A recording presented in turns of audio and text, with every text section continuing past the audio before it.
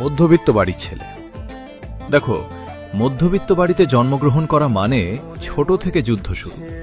স্বপ্ন দেখতেও ভয় লাগে, কারণ জানা থাকে না সেটা পূরণ হবে কি হবে না।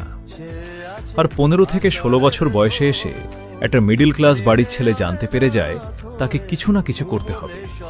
তাই তারা পড়াশোনা ছেড়ে দিয়ে পরিবারের দায়িত্ব কাঁধে নিয়ে নেয়, কিংবা পড়াশোনার সাথে সাথে ক্যাটারিং বা ডেলিভারি কাজ করে বাবার পাশে দাঁড়ায়। আত্মীয়রা জিজ্ঞাসা করে ছেলে কি করে, অল্প টাকা রোজগার করার কারণে বলতে পারি না, বাড়ির অবস্থা পাল্টাতে হবে। কথাটা ভেবে অনেক ছেলের রাতে ঘুম হয় না।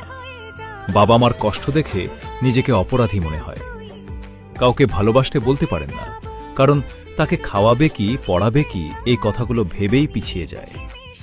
কিন্তু মধ্যবিত্ত পরিবারের ছেলেরাই খুব স্ট্রং হয়, কারণ তারা টাকার মূল্যটা বোঝে। তাই বলছি, কষ্ট